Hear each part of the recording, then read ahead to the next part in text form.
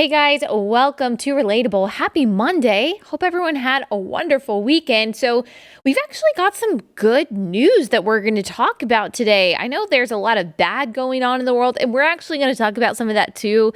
But I'm going to talk about, I guess, the silver lining in some of that bad news, and then just some good news stories. The first good news story that I just want to touch on, we're not going to get into too much, is that today is the last day that New York Governor Andrew Cuomo is in office. We talked about all of this a couple weeks ago. We've also had Janice Dean on this podcast, who has been going hard after Andrew Cuomo really for the past year. And that the reason why she was going after him was not actually the reason why he ended up resigning. She was going after him for what I think is the most scandalous part of all of this. Or of his entire time in leadership. And that was for shoving a bunch of COVID positive elderly nursing home patients back into the nursing home knowingly. And there are different reasons for that. We talked about the corruption that led to that kind of decision, the financial motivation that led to that kind of decision. Back, I think it was in April 2020, we were talking about it, and that's not even the reason why he left office, which is really sad. I mean, the guy literally has blood on his hands, but his hands got him in trouble in another way because he was touchy-feely with some women and was accused of sexual harassment. That is why he ended up stepping down. Now, is his replacement going to be any better? Probably not. Probably not.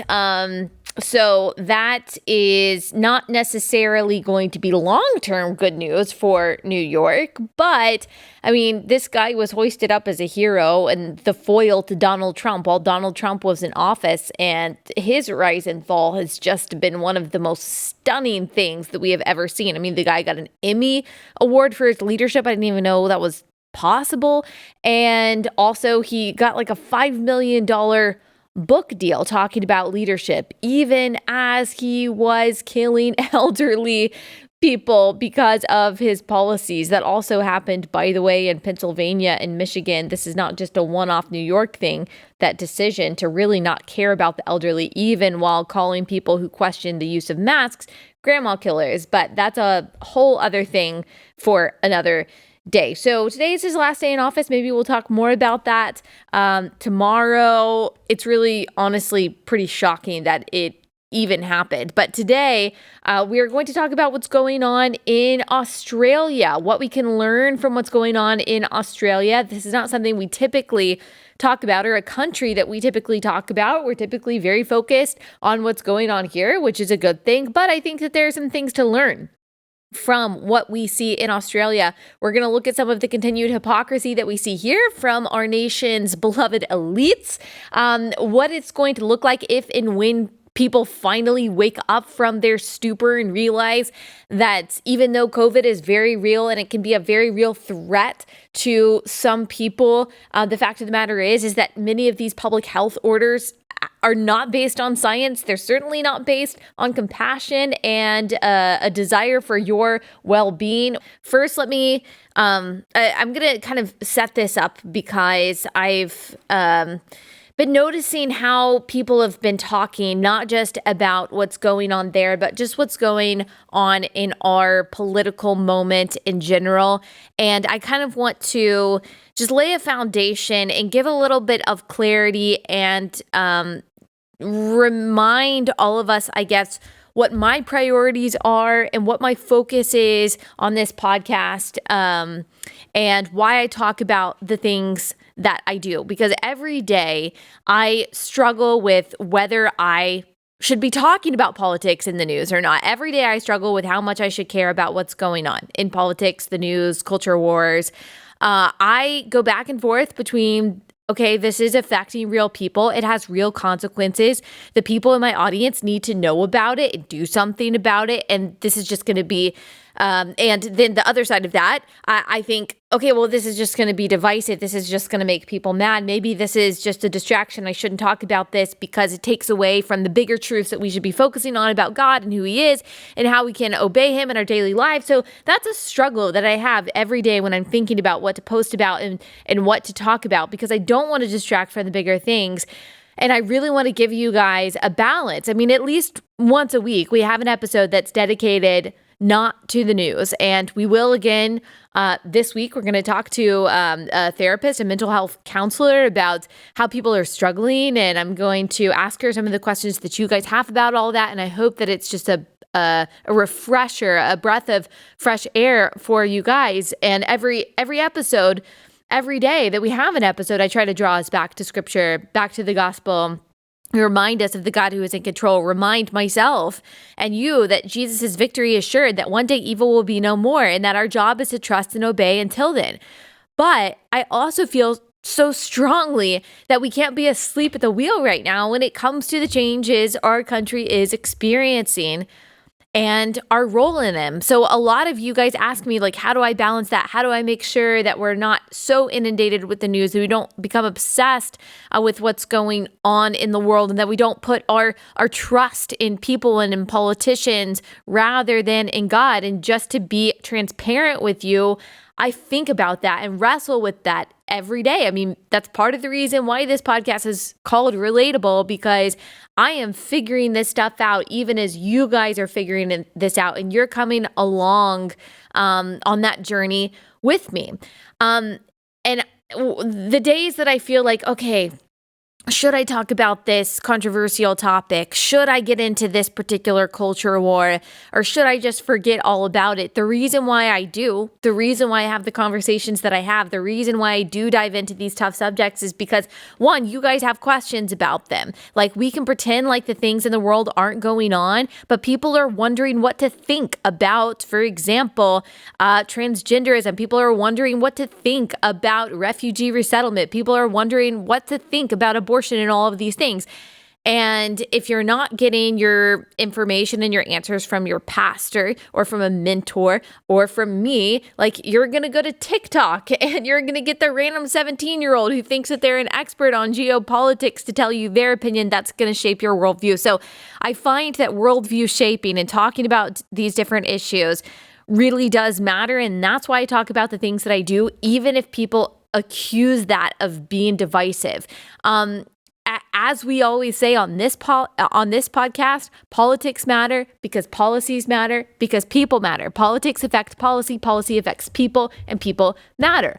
Also, we have been placed in America at this time, not arbitrarily. So you've been placed in your town, your neighborhood, your school district with your kids purposely by the God who does nothing accidentally or haphazardly. And I believe, just as Israelites were called in Jeremiah 29 to seek the welfare of the city in which they were exiled, we, as Christians who are exiled on this earth, whose true citizenship is in heaven, are called to seek the welfare of the city and country in which God has placed us. And in the United States, like, we get to do that democratically. We get to do that by via free speech, speaking up about the things that matter, in legally, lawfully pushing back against policies and politicians that we don't agree with.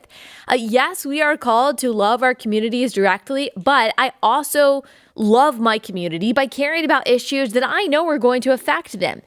And it seems like people who profess to be more progressive social justice Christians understand this more than those who consider themselves conservative Christians. And how do I know that? Because people who consider themselves, I see it, people who consider themselves on the center left and Christians speak up a lot more about political issues that they care about than people on the center right do. Now, I think people who identify as, leftist Christians make politics their idol. They elevate progressive activism above Christian sanctification, but they do recognize at least that public policy has an effect on the public, and therefore we should care about it and we should seek to influence it. Whereas I see Christians who consider themselves theologically conservative, consider themselves maybe center-right politically, they actually seem much quicker to speak up about more leftist social and political issues than conservative ones. For example, I had plenty of friends who consider themselves conservative Christians post a black square after the George Floyd thing without really knowing anything that's going on in regards to that, whom I have never seen publicly talk about abortion, who I know they consider themselves pro-life too, and I believe that they are. They had no problem talking about so-called anti-racism last summer, But talking about, for example, the humanitarian disaster at the border directly caused by Biden's border policy right now, they would probably consider too divisive. And maybe even to be a little bit more charitable, I don't even think they know what's happening there at the border right now. Most young Christian women, even those who are not liberal, when it comes to speaking up about social and political issues online, simply wait for the next trend or trending story to tell them what to be upset about and what to post about. And that's why this podcast exists, because I don't want us to have that existence. Like I don't know, maybe it's the same thing. Like maybe this podcast is you just waiting for me to tell you what to care about. And that's not necessarily what I want either. But I do hope to give you a broader spectrum, a bigger picture of all the different types of things that are going on than the one viral story that we are going to see trending on social media that we happen to latch onto just because the outrage mob is going to come get us if we don't care about it. So that is part of why this podcast exists to tell you about a bunch of different things that are going on that affects you, not just the thing that happens to be trendy in that moment and that people on the left are telling you that you absolutely have to care about in order to be a good person. Now, look, it's not everyone's calling to be thinking about and talking about the news all the time. I totally get that. I'm glad that's not everyone's calling. You have to be focused on what's right in front of you and do the work that God has called you to do in your home, in your church, in your community. And you cannot be burdened by everything all at once, as we talked about a lot last week. But at the same time, we can't bury our head in the sand and decide we no longer care enough to speak up publicly about issues just because they're not trending on social media. So all this to say, that is why I try to talk about the things that I do while also bringing us back to an eternal perspective when I can. I am an unabashed conservative. You guys know that. I am here to give you a conservative and, to the best of my ability, by the grace of God and the power of the Holy Spirit, a biblical analysis of what's going on. Now, that does not mean I don't get it wrong. That doesn't mean that I don't make mistakes or that I am the arbiter of all things true. Thank the Lord, I don't and cannot bear that burden. I am trying to get women like me and like you to care about things that have a real effect on our world while reminding us of who is ultimately in charge. I want us to be involved in our communities, our state, our country, without making politics an idol. I want us to raise a respectful ruckus, as we say, about the things that matter without ceasing to love those with whom we disagree. I want us to care about what's going on without being cynical. I want us to have knowledge about big issues without feeling the anxiety of thinking we have to control it all and fix it all. We have a very limited capacity to care and to do. We are called to influence by the power of Christ the little and big spheres we occupy with truth and with love. So, you don't have to care equally about every subject that's talked about on this show. My hope is to make you aware of all the big things going on and that you will find that one or those two or three things that you really care about and run with them, and that everything else that we talk about will simply, enlighten you about things that you didn't know were going on, will help shape your worldview, will equip you to have informed conversations with people in your life, and will help you when it comes time to vote.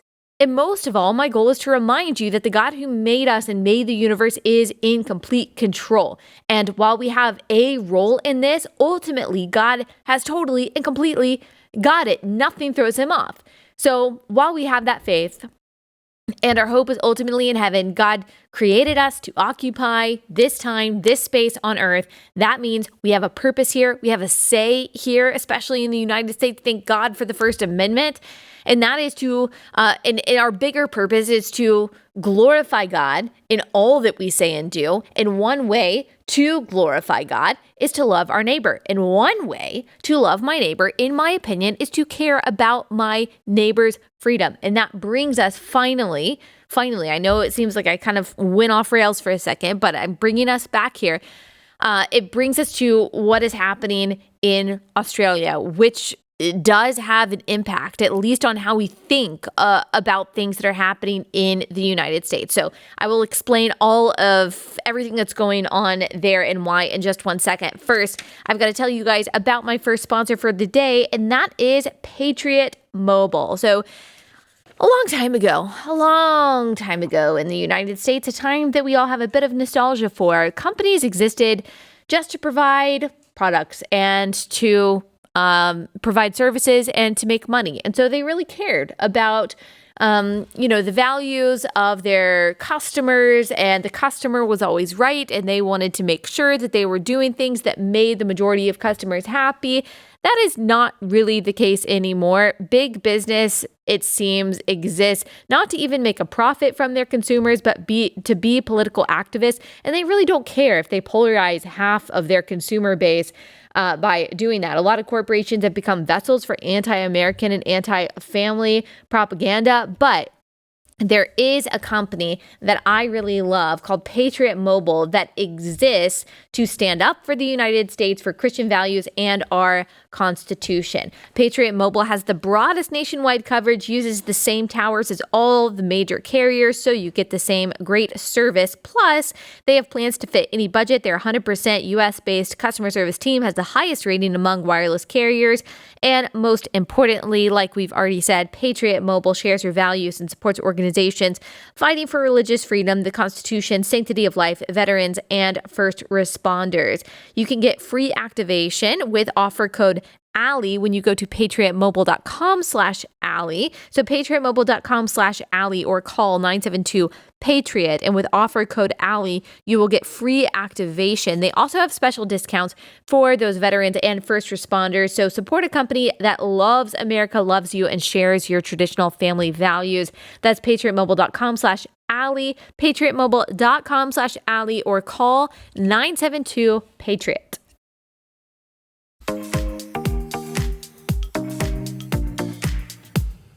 Okay, Australia. What's happening down under? This is craziness. The videos that I have seen are crazy. Of the protesters getting beaten by police officers in the name of public health. So it's insane. Let us back up just a little bit. So parts of Australia have locked down again because of a 7-day average of 4 deaths. Now, all the people who have died in all of the world, Australia, the United States, everywhere else, absolutely matter. They are people made in the image of God. They have souls that are going to live forever. They had people that loved them. And so every single death matters. It's not insignificant. But when you are talking about public policy that affects the lives, the livelihoods, and the mental health of millions of people, you have to make a calculus. Like, you have to look at the equation and say, okay, what makes sense? Let's do some cost benefit analysis here when we're kind of weighing the cost of our policies. Like, that's what good leaders would do, right? They wouldn't be hysterical. They wouldn't drive people to panic. And especially in a place like Australia. When you think Australia, you don't think Chinese Communist Party, and yet that is how the government in Australia is acting when it comes to so-called public health policy. So this is a 7-day average of 4 deaths out of 25 million people that live in Australia. So Australia did not report a single death from October of 2020 to July of 2021. Good job, Australia. And now fewer than 10 people have died in the last week. And the people in Australia are barely allowed to leave their homes because of that. So here are the new restrictions, according to 9 News in parts of Australia. These are the only reasons that you're allowed to leave your home. Leave your home. Shopping for essential items, 1 person only. So you're not allowed to go with anyone else. What do you do? By the way, if you're like a single parent, are you allowed to go with your dependents? Because you're also only allowed to designate like 1 person to be able to have any sort of like community and fellowship with. And so I guess that person has to be your babysitter. I don't even know how this would work. So you can only leave your home shopping for essential items. You can leave for care and compassionate reason. So they recognize that human beings can't live in isolation. Solitary confinement is the cruelest form of punishment that we allow, and yet we are forcing people into it, basically, in the name of public health. But only one visitor is allowed for these so-called care and compassionate reasons. You can leave your house for exercise in groups no more than 2, excluding groups of household members within 5 kilometers or within the local government district, I guess. So no outdoor recreation, because that makes a lot of sense for a virus that we know that can be, it can respond well to vitamin D in the sense that it can actually reduce the length of symptomatic infection, and it can also be preventative to a certain degree. And we also know that the virus doesn't transmit effectively at all outside, but no outdoor recreation, says the Australian government. Work and education that cannot be conducted remotely, which I guess they would call essential business. So some terms that the government there has been using: single bubble. That means people who live alone can nominate one designated family member or friend to visit for companionship. They'll be required to be registered with the government, by the way, so they don't trust you to actually pick that bubble. I think it's actually singles bubble. So they don't trust you to be able to designate your bubble. You actually have to require that bubble of people with the government. So schools will conduct remote learning, but will remain open for students who need them. That's under the education umbrella. Masks must be worn in all non-residential indoor settings. Outside while waiting for I guess a cab or something. At outdoor markets and in all common property shared spaces of a residential building. Will be mandatory everywhere outside the home except for when exercising from Monday, August 23rd, but you're only allowed to exercise for up to 1 hour. So, okay. In addition to the stay-at-home order, it says must wear a mask at all times outside. Like we said, 9 p.m. to 5 a.m. curfew as of August 23rd. That's today. Exercise limited to 1 hour per day. That must not go farther than 5 kilometers from the house for exercise, shopping, or single bubble visits. Must not leave their LGA, local government authority, for work except for emergency services and healthcare workers. Childcare workers and disability workers in the LGA must have their first vaccine dose by August 30th. Authorized workers must carry a service NSW permit. Construction workers can attend unoccupied sites if they meet vaccination conditions. So if you don't, I guess you are, you're just out of luck and you don't have a job anymore. A curfew has been introduced across 12 local government areas in Greater Sydney where coronavirus cases are at their highest. Of course, they are not high. So people literally cannot leave their homes. They cannot leave their homes without the permission of the government. You can't leave your home at all from 9 p.m. to 5 a.m. Like, what in the police state is this? Can you imagine the state telling you not to leave your home? And honestly, there are millions of people here in the United States that would be totally fine with that. Like, that's what I'm convinced of. And that's what it just boggles my mind. The lack of love for liberty that people have for just the semblance of safety. It's not even, we don't even know if this stuff is keeping people from being infected by coronavirus. And yet, people are like, oh, yes, please. I love the government so much. Big Brother really does care about me. Sure, I'll stay inside if the government says so. It's mind-boggling to me. Real Clear Politics reports this, quote, a Sydney, Australia family says their 12-year-old daughter was pepper sprayed while 2 other family members were arrested for not following face mask rules during a shopping trip. So there are videos of this going around on Twitter, which is actually strange. It's hard to find them. It was not hard to find them the other day. I don't know this, but I would not be surprised at all if Twitter is for some reason suppressing that. But I did see that in the video, at least one of the officers appears to not be wearing a mask, and they're certainly not socially distancing. You got to be kind of up close in order to pepper spray a 12-year-old. I mean, it's insane. It's insane. There was a video I saw circulating, again, which is hard to find now, of helicopters hovering over a beach in Australia, telling people to obey public health orders. That is totally dystopian. Some people seem to not have understood that 1984 wasn't like a guide for what the government should do, but a warning against what happens when we continue to surrender our freedoms. The total number of deaths since March of 2020 in Australia is 984.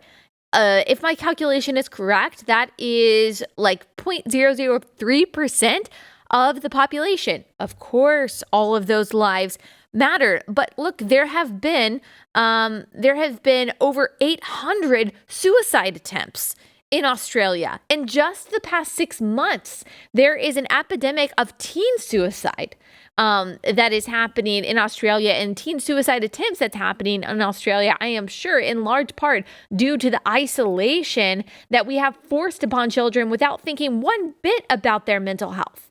It's insane. It's insane. If you really care about lives, if you really care about public health, you have to realize that people aren't just bodies and vectors for a virus, but they also have hearts. They also have souls. As I have been saying, and a lot of people, not just me, but we have definitely been saying for a year and a half on this podcast that you have to care about the entire person. Like, this is not how human beings are meant to live. You will see more suicide because of this. It's cruel. It's cruel, okay? I mean, I care about the people who have died. I know people personally who have been put on a vent. I know people who know people themselves who are probably not going to survive this virus. I know people whose parents have died from this virus. And so I'm not minimizing that, but look, people cannot live in isolation. You can't take away people's livelihoods and then expect them to be okay. You have to care about those things too. The progressive mentality about human nature, that humans can be endlessly adapted to different kinds of public policies and different kinds of environments, it's just a lie. People were made, they were created by God to live in community. That's one of the parts of being an image bearer of God, because we were made in God's image and God is living eternally in community as a triune God. The Father, Son, the Holy Spirit are living in community with one another. So we were not made to live in isolation by ourselves. We have to have fellowship. We have to have community. And taking that away from people is going to drive people to the brink of insanity. And it's definitely going to drive people to anger. So that's what we're seeing right now. We are seeing in Australia protests. We are seeing people storm the streets. We are seeing arrests. We are seeing police beating people, again, in the name of public health, because people want to go outside. Like, people want to be free. People want to be able to travel. So let me show you some of the clips of the crazy protests that are happening right now in Australia.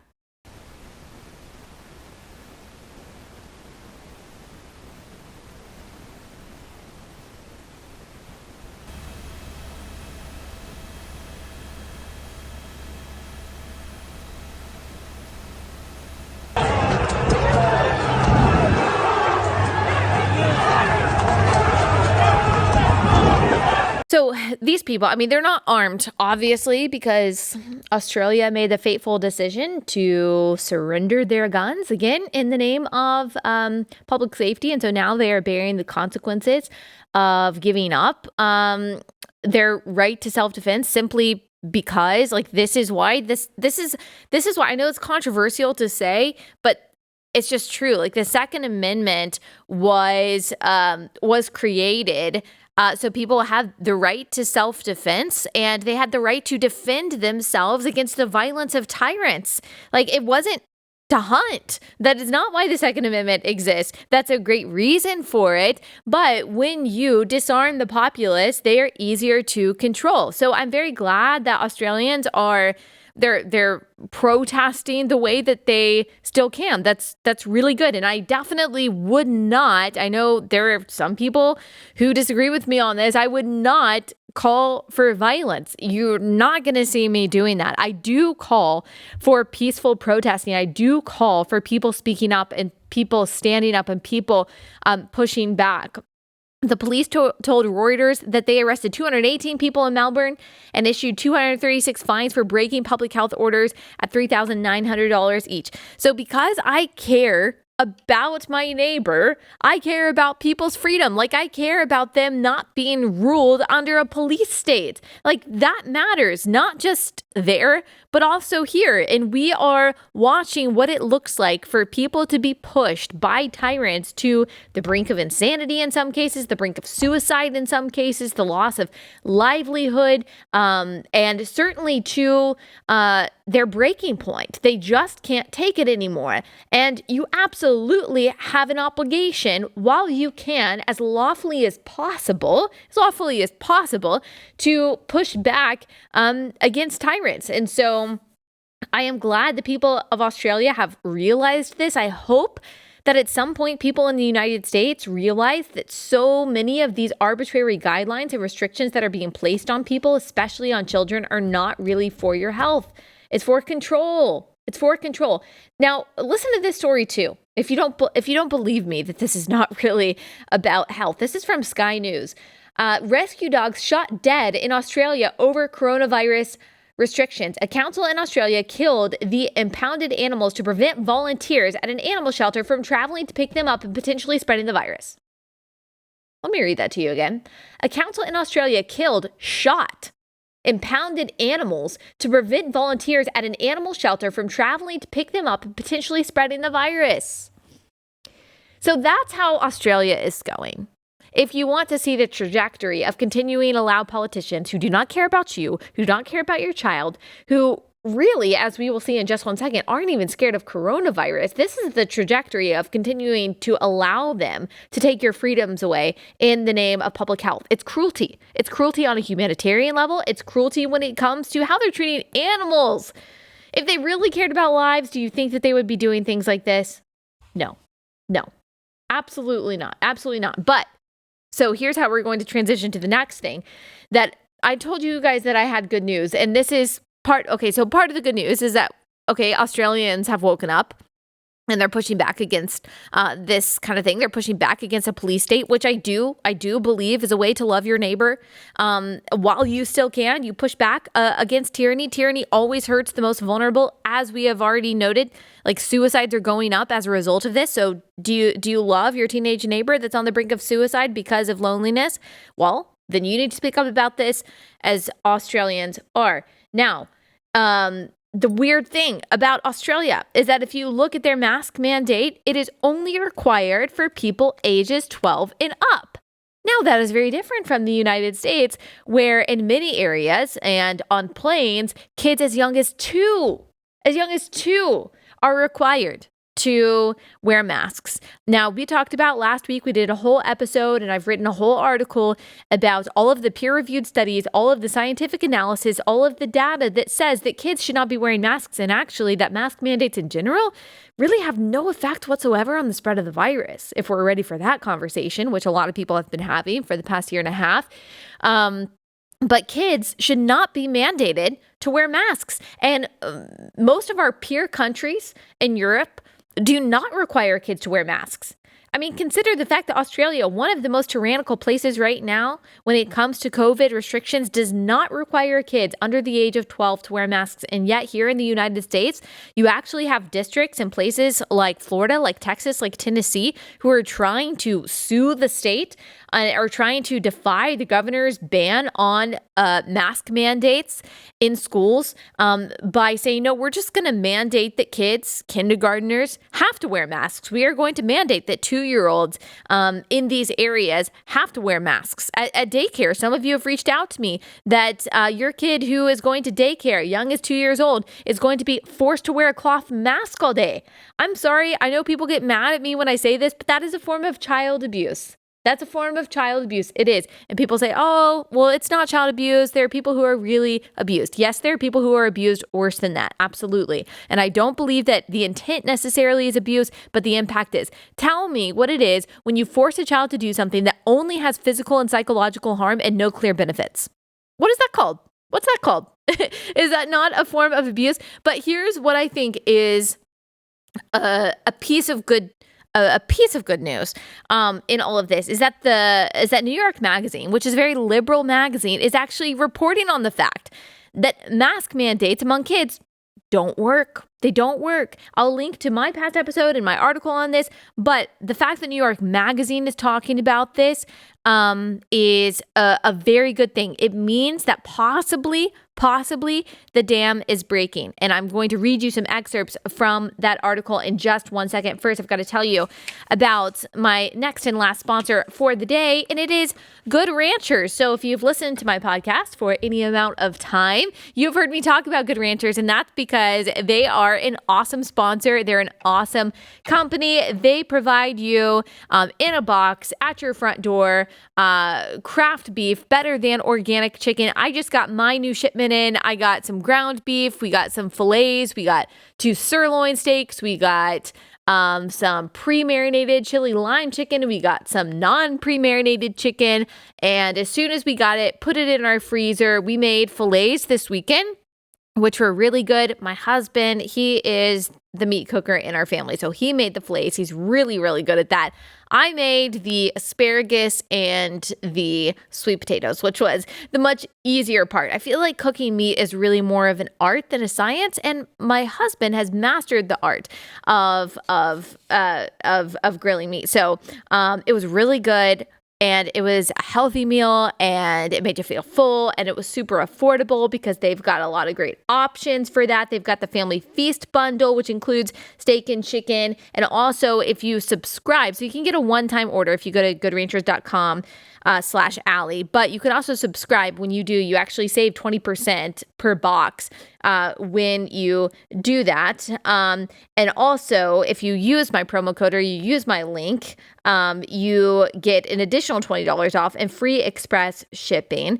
And the great thing about Good Ranchers is that all of their meat is from the United States. And so you're not getting meat that's imported from overseas. You are actually supporting American farmers that the people at Good Ranchers have met personally. So go to goodranchers.com/Allie, use promo code Allie at checkout for an additional $20 off and free express shipping.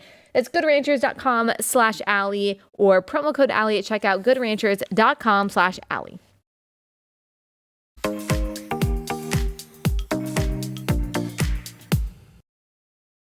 All right, let me tell you guys about this article, which I was so surprised to see. I also felt very vindicated because I compiled all of that data about mask wearing and the fact that it's not effective for kids to be wearing masks. And I got way more support than I got detractors or any pushback, but I did get pushback. And there were people that I know for a fact did not read the article and just said, oh, you're citing yourself. AllieBethStuckey.com is your source. No, those people didn't look at all of the studies that were linked. And there was this one woman who calls herself a doctor, was like, oh, this is just so unintelligent. And it was just a screenshot of the link to the blog post. So this person didn't even read it. And so some people, like, masking is it's a religion for them. It's become an outward symbol of their alleged virtue. Like, they think that it makes some sort of statement about how loving and compassionate they are. And it's become, therefore, a part of their identity. And so it doesn't matter how many facts you bring up. They're not actually thinking rationally. They're thinking emotionally.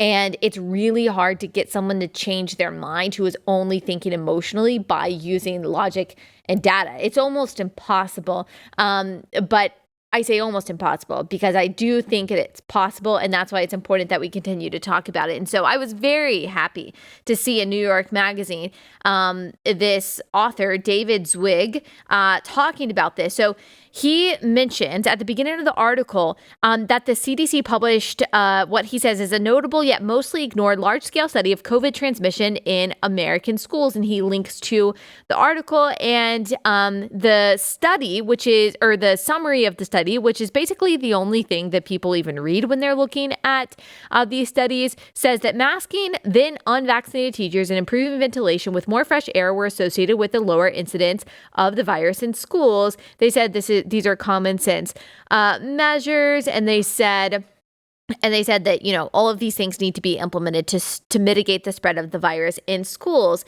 However, the article goes on to say other findings of equal importance in the study, however, were absent from the summary and were not widely reported. These findings cast doubt on the impact of many of the most common mitigation measures in American schools: distancing, hybrid models, classroom barriers, HEPA filters, and most notably, requiring student masking were each found to not have a statistically significant benefit. In other words, these measures could not be said to be effective.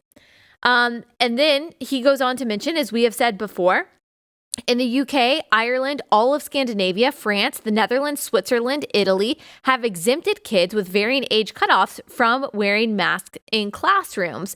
There has been no evidence of more outbreaks in these places in schools relative to the schools in the US, where the solid majority of kids wore masks for an entire academic year and will continue to for the foreseeable future. Again, he talks about what we talked about last week, that the WHO, whose child masking guidance differs substantially from the CDC's recommendations, have explicitly recognized that the decision to mask students carries with it potential academic and social harms for children and may lack a clear benefit. And they have not changed that just because of the very transmissible Delta variant. And so we're seeing a very different message from the WHO, who, by the way, I think it's a corrupt organization, but even a broken clock is right twice a day. And so the WHO has said, there are a lot of harms in masking kids. UNICEF, which I think is another corrupt organization, says that you should under no circumstances be masking kids under the age of 5. Again, I linked to that in the blog post that I published a couple weeks ago. And they said really kids age 5 to 11, only if they have to wear masks, should only be made to wear masks for a certain amount of time in certain situations, but really they don't recommend mask wearing under the age of 12. The American Academy of Pediatrics, this is weird, it's going to take us on a little bit of an aside. They said that kids need to be wearing masks aged 2 and up. They had a tweet that they put out where they said, and this was just stunning, American Academy of Pediatrics, babies and young children study faces, so you may worry that having masked caregivers would harm children's language development. There are no studies to support this concern. Young children will use other clues like gestures and tone of voice. So I think we talked about this actually last week. So their first sentence actually contradicts the next sentence. Babies and young children study faces. Okay, so they know that for a fact. And so understandably, we may worry that wearing a mask covering half of your face, the most expressive part of your face, is going to hinder their communication, their neurological development. And they're saying, no, there's no studies. Yeah, there are no studies. There are no studies if you don't study it. Good one, AAP. But actually, they did have a study on their website that talks about the importance of FaceTime with a baby, with your kids, smiling at them seeing how you move your mouth when you're speaking is very important for babies, very important for toddlers. It's especially important for kids with special needs, kids who are hard of hearing, kids who are autistic. They need to see the full spectrum of human emotion on the face to really have that kind of emotional intelligence and be able to gain social cues that are already hard for them to gain because of their special needs. But it's also important for kids who don't have special needs. The American Academy of Pediatrics had a study showing that on their website, and they took it down. So you can actually see where the link used to exist, or at least you could a few days ago when I searched this on DuckDuckGo. But when you click on it, it doesn't actually take you to that page. Now, thankfully, the Ohio chapter of the American Academy of Pediatrics still has the study, or still has at least a summary of that study on their website. And so I was able to read that. It's from 2013, and it talks about how important FaceTime is, how important smiling is, and talking to your baby is, and all of this is much harder when you have a mask on. I mean, obviously they can't see your smile with a mask on. And the AAP, again, like 1984, is just memory holding that information. So you're going to tell me that they actually care about our kids' health? Why should we listen to the AAP on anything? Now, there are scientists, there are pediatricians within the AAP that I think differ on this. And some of them are actually quoted in this particular article, and some of them are quoted in the article that I wrote. But as an upfront position, they are saying that kids need to be masked at 2 years old. And of course, all caregivers at all times need to be masked around children. It absolutely makes no sense whatsoever. It's political. So once again, whenever I hear that Republicans are the ones that are politicizing this, no, the people on the left, these organizations, politicians on the left have been politicizing this from the moment they figured out they could use it against Donald Trump. Now they figured out they can use it against conservatives. They can use it to try to fight some kind of war against Republican governors. That's exactly what the Biden administration is doing by condemning the Republican governors from banning mask mandates. That's exactly what these school districts who are trying to sue these governors who are banning mask mandates are doing. They're not following the science. Whether it's in Florida or Tennessee or Texas, these school districts that are saying, no, we are absolutely going to make kindergartners wear masks. We are not going to politicize this virus. We care about our kids. You're politicizing it because you're not following the science. You are just trying to score points against Ron DeSantis, and I see you, and I see your lack of compassion, and I'm not going to let you get away with it. Or at least I hope the people in your district aren't going to let you get away with it, and I am going to arm them with as much information, with as much data as I possibly can to make sure that you don't get away with it. So this article in New York Magazine goes on to talk about the American Academy of Pediatrics, how this is clearly a political stance, how it's contradicted by some of their own studies. It goes on to say in Florida, Tennessee, and elsewhere, local school board meetings are verging on violence as parents and officials fight over the question. But with tens of millions of American kids headed back to school in the fall, their parents and political leaders owe it to them to have a clear-sighted, scientifically rigorous discussion about which anti-COVID measures actually work and which might put an extra burden on vulnerable young people without meaningfully or demonstrably slowing the spread of the virus. In that context, the best practices for mask use in schools, elementary schools in particular, are much less obvious than CDC guidance and news headlines about keeping schools safe might have you believe. So again, the CDC is going against the science on all of this. These are bureaucrats before they are actually scientists. Now, the study by the CDC looked at 90,000 elementary school students in 169 Georgia schools from November 16th to December 11th. And again, they found there was no statistically significant impact from kids being forced to wear masks. This particular journalist reached out to the CDC. They reached out to the American Academy of Pediatrics asking, hey, what's your evidence? What's your underlying data for the recommendations that you are putting forth that all 2-year-olds and up need to be wearing masks? The American Academy of Pediatrics did not respond to this journalist, which is revealing in itself. The CDC press office replied that since children under 12 cannot be vaccinated, the agency recommends schools do universal masking, and then included links to unrelated materials on vaccines and a recent outbreak among adults. So again, did not answer the question. That's because I don't know what the politics are behind it. I don't understand the nefarious reasons. I don't understand the ulterior motives. It doesn't make sense. The same people who seem to want to turn America into Europe and are constantly lauding, the policies of Scandinavia on this, they are departing from that. And I truly don't understand. So this is Elisa Schechter Perkins, who is the director of emergency medicine, infectious disease management at Boston Medical Center, said, a year ago, I said, masks are not the end of the world. Why not just wear a mask? But the world has changed. There are real downsides to masking children for this long with no known end date and without any clear upside.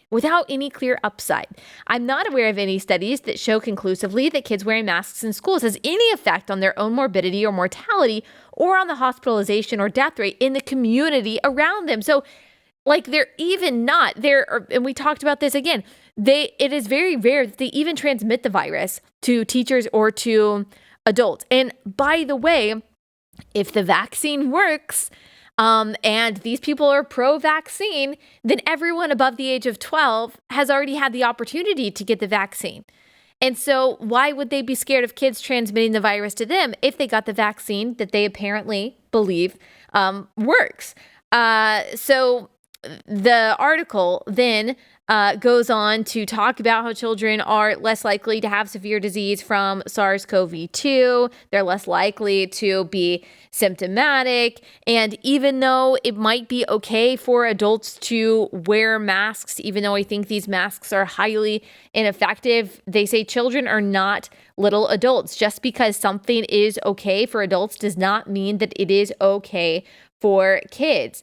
A difference between the effectiveness of requiring masks on children in schools and adults in other environments would not be a surprising finding. This may in part explain why the CDC study did not find a statistically significant benefit in elementary age kids, but did see a benefit in unvaccinated teachers. Again, I would probably push back on that based on the other data that we have talked about. Cloth masks, N95s, KN95s, none of these seem to make any kind of difference in effectiveness when it comes to masking kids. Again, the WHO, they say, has repeatedly affirmed their guidance for children under the age of 6 not to wear masks, that it's actually harmful for them to wear masks. And so we don't actually know where the CDC, where the AAP is getting any of their data, but we do know for sure that this is going to have a negative impact on kids. So I'm going to link, if you didn't see me link it on Instagram or on Twitter, I'm going to link this article in the description of this podcast episode so you can read it for yourself and you can arm yourself with the data that you need to talk to your school board, your local health officials. Unfortunately, they have a big hand in this. Now, there have been, I got a message this morning from someone, and this just makes my heart sing. So they used the data that I compiled on my blog post. She rallied a bunch of other parents who don't want their kids to be wearing masks, and they went to their school board. They changed the mind of 2 people on their school board. And so the school board ended up voting to make masks optional, whereas it was mandated before. The rest of the board is really mad and is trying to somehow reverse this decision, but it makes a difference. It makes a difference. Maybe it won't. I can't guarantee, obviously, that kind of result everywhere that you live. But looking at the data, taking the facts that I've provided you with, that a lot of other people can provide you with that have been doing this work for a very long time, and finding other parents that agree with you, even just 5 other, 5 other sets of parents that agree with you, going to your school's administrators, the teachers at the school probably can't make a difference, but you can get them to join in with you, going to the school's administrators if you're at a private school, going to the local school board if you're at a public school, trying to talk to your local health officials. This can make a big difference when you are armed with facts. Now, again, a lot of these people are not thinking rationally. They're just thinking about what looks good for them. They're thinking about the political fights that they might be having with their Republican governor. So they might not give one lick what you say to them, but you might be able to change some people's minds. And it matters. Now, we have seen what I consider some reprehensible behavior from some people that seem to be threatening the other side with violence. I obviously do not recommend that. I would say that we have to raise a respectful ruckus, as I say. So that means being as peaceful and as kind as possible, but that doesn't mean that you can't be bold. That doesn't mean that you can't be brazen. That doesn't mean that you can't be brutally honest, because your kid's well-being is on the line, and that absolutely matters. And so if you're someone who has been sitting on the sidelines, then I recommend that now is the time to get in the game. Now is the time to talk about this stuff. You see what's happening in Australia. For the people who say, oh, it's just a mask, it's just this little thing, it doesn't really matter. Giving up your freedom, especially when there is absolutely no public health benefit to it, it absolutely matters. And for people who cite, Romans 13, yes, that's an important passage, but you have a right to speak up. It's not illegal. It's not illegal for you to push back on this stuff. Our elected officials are supposed to be beholden to the Constitution. You've got the free speech right to stand up for this. The state, as we always say, does not care about your kids.